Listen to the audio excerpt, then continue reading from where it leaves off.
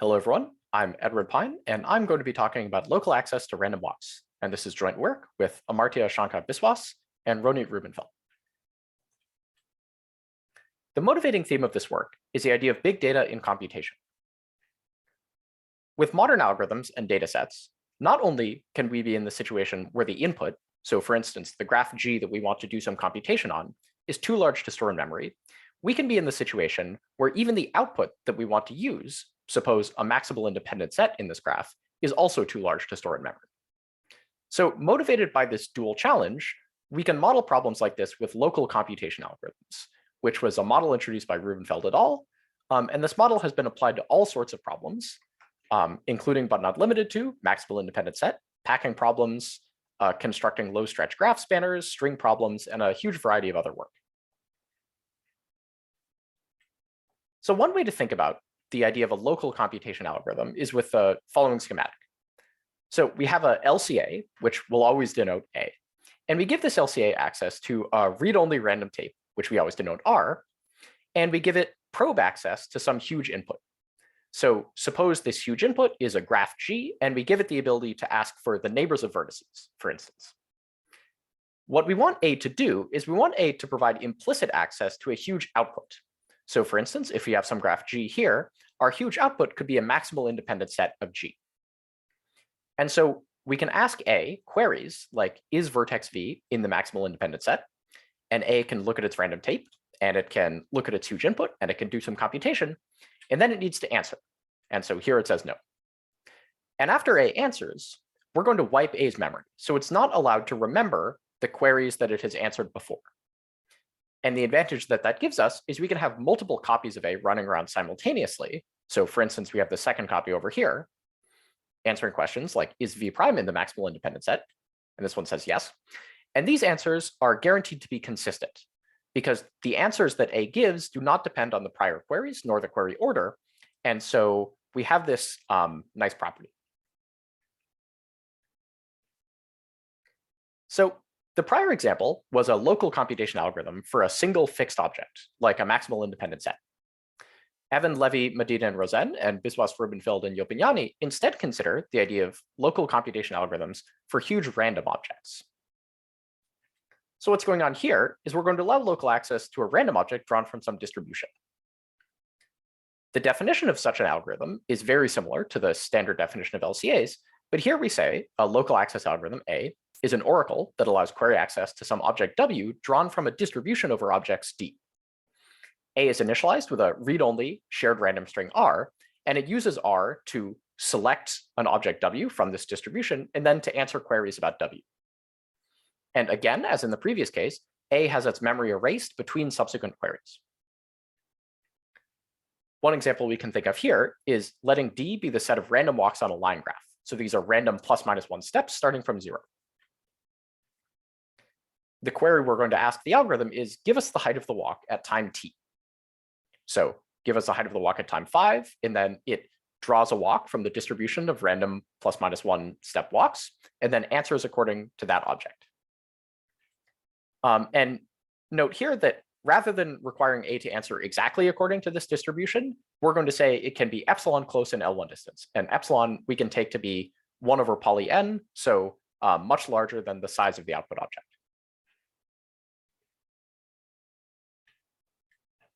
Random walks are a fundamental algorithmic primitive. So starting from a fixed start vertex, we can generate a t-step random walk in time roughly theta t just by doing the walk. But what if we only want the position of the walk at certain times? So we could have an algorithm that desires data like, what's the position of the walk at time 300? Okay, V300. What's the position at time 10,000? V10,000. What's the position at time 27? And so on and so forth. So we want the ability to answer queries about the position of a random walk at certain times. And if we only need the position of the walk at a small number of times, that could be much faster than generating the entire walk, in this case of length 10,000, from the get-go. And an important thing to note is that fixing a random string R, if A is a local computation algorithm for random walks, A will answer consistent with a single random walk fixing R. And what this means is A's answer for the position of the walk at time 300 has to depend on the position of the walk at other times. Because if you are answering totally independently for each time step, you might say V300 is very far away from V301, and that wouldn't be giving access to the distribution of random walks. So we require this consistency between times, which is an important aspect of our algorithms. So one way to think about what we're trying to do is we have this LCA A sitting here, and we give it access to a random tape. And we're going to receive a time query. So what's the position of the walk at time t0? And we're going to make some probes to the graph, learn about the graph, and then answer, okay, the walk is at position v0 at that time. We're going to receive a second query. Maybe we can answer that without doing any more probes, and so on and so forth.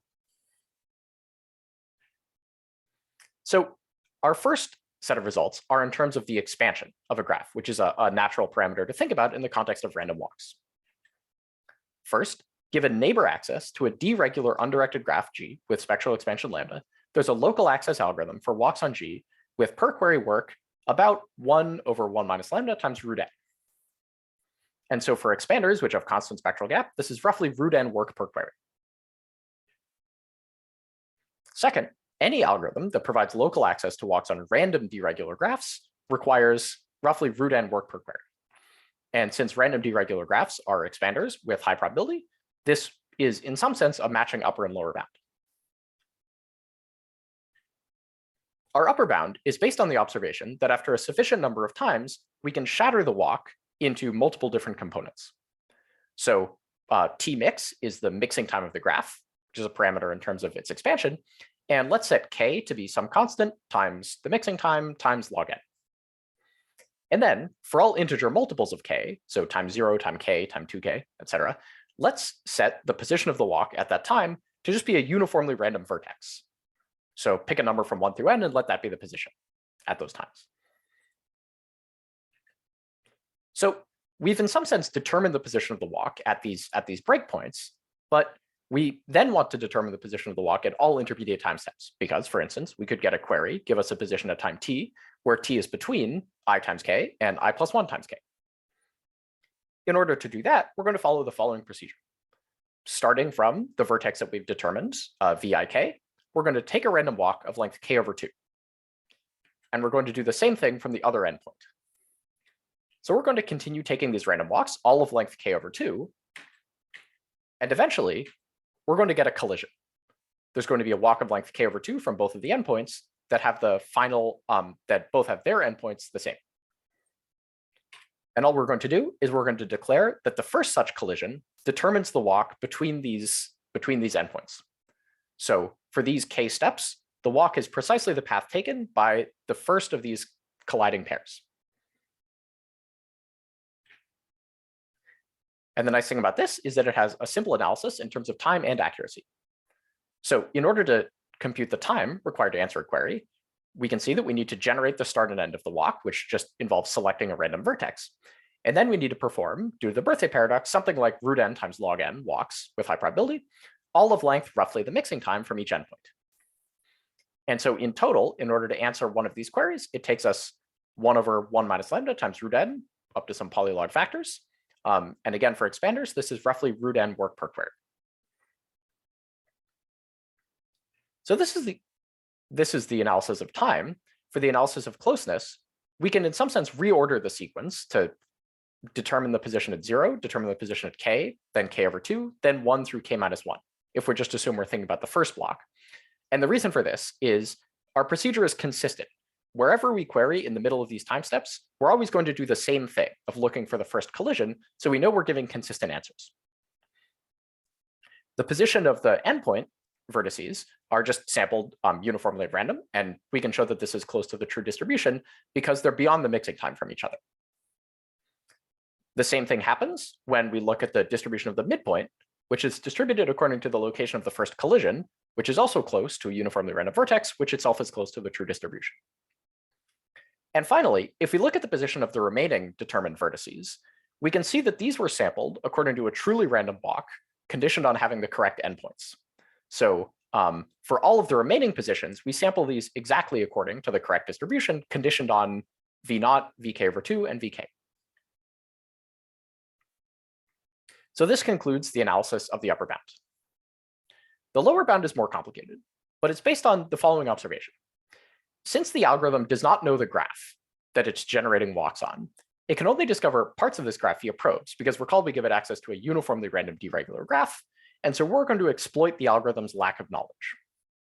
What we do is we query the algorithm at time 0 and time root n, and the algorithm returns v0 and v root n. And so since we constrain A in our lower bound to spend much less than root n time answering each query, the algorithm does not know of an actual consistent random walk from v0 to v root n. It either knows one of two things. First, it doesn't know of any path between the two vertices, or it knows of a path between the two vertices, but the path is much shorter than the actual claimed time. And so in either case, if we give a short enough sequence of additional queries, the algorithm does not have enough time to fix this, and we can detect an inconsistency. All of these lower bound results are based on a main structural lemma, which states that given probe access to a random graph drawn from the distribution of random deregular graphs, any possibly adaptive sequence of less than root n neighbor probes will fail to find a cycle with probability 0.99. And the hidden constants here depend on the degree d. And the proof of this uses the configuration model of Bolobos extended by McKay and Wormald. So again, to start our lower bound, we query at time 0 and we query at time root n. And so the algorithm needs to commit to the position of the walk at time 0 and time root n. Now we can ask, does the algorithm know a path between these two vertices in terms of the edges it's revealed through these neighbor probes? If it doesn't, we can binary search on the component of the path that the algorithm doesn't know. Eventually, we can force A to claim that the walk traverses an edge that A does not know actually exists in the graph. And guessing an edge in a random graph when you have been given few probes fails with high probability, essentially via the main structural lemma. If A does know a path, the path known by A after returning the second query must be much too short to be a realistic random walk. And so our new goal is to force A to report some walk featuring an implausible amount of backtracking. So what does this mean? We can formalize this by taking an algorithm's eye view of the situation. So what we're looking at right now is we're saying that A is an algorithm which has committed to the position of the walk at time 0 and at time root n, and it knows some edges in the graph. So these are the edges known to A.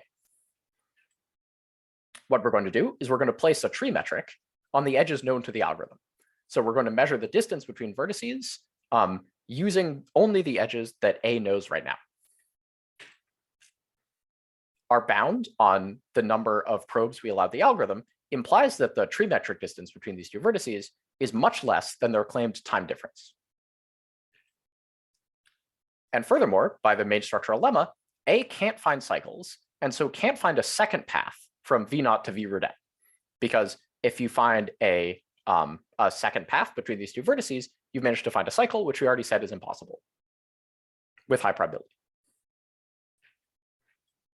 And so the algorithm can go and make more queries, and it can expand its tree of knowledge, but it can never do the thing that would break down our analysis, which is find a cycle. And if it does, we simply terminate the query sequence.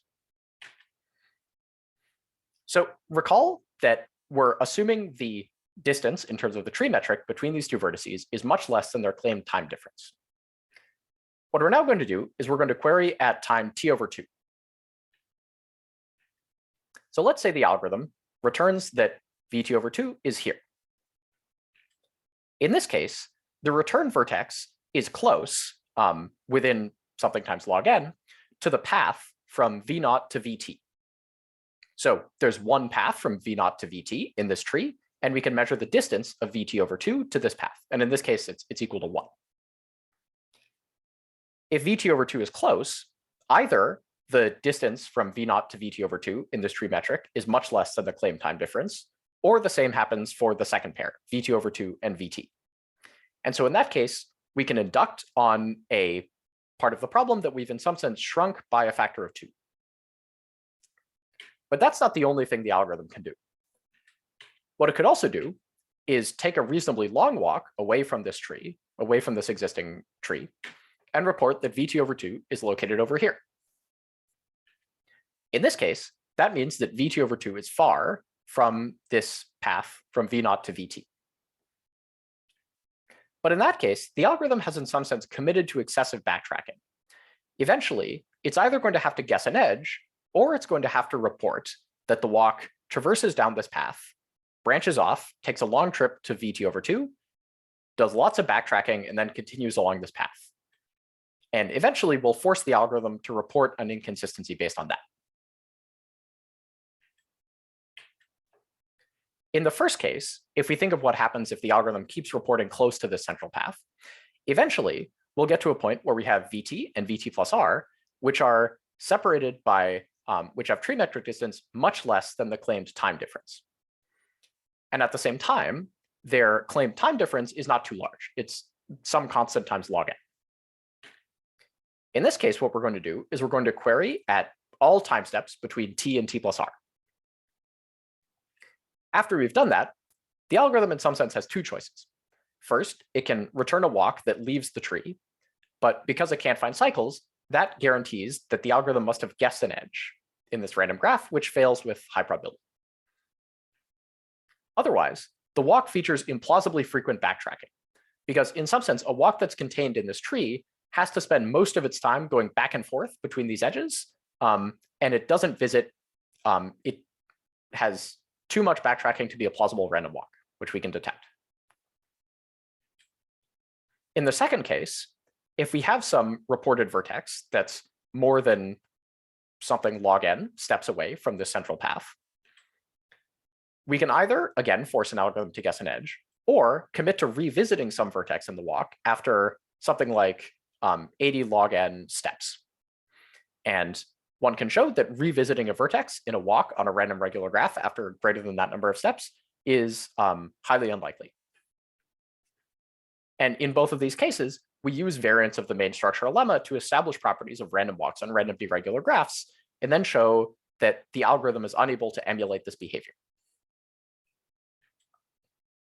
So in summary, if the algorithm took fewer than root n divided by some constant depending on d steps to answer the second query, after log n additional queries, we can force it to return an event that occurs with vanishing probability in a truly random walk. And so that constitutes our lower bound. So one way to characterize the problem is in terms of the expansion of the graph, but there are other ways of characterizing graphs that we might want to provide local access to. And in fact, if we instead impose some algebraic structure, we can do much better. So for instance, for G an abelian Cayley graph of degree d, there's a local access algorithm for walks on this graph with time per query poly d times log n.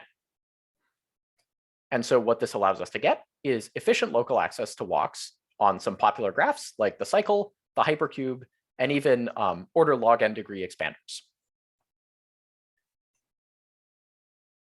Finally, there are several open problems related to this line of research. The most general, and also the most interesting, I believe, is local access to more random objects, both efficient local access to more types of structured graphs, and more generally, other types of large random objects. As an addendum to this, prior works have given non-memoryless local access algorithms. So algorithms in which A does not have its memory erased after receiving a query, and so the random object is allowed to, in some sense, remember its prior decisions. And it would be interesting to see which of those results can be converted into the memoryless setting. Thank you.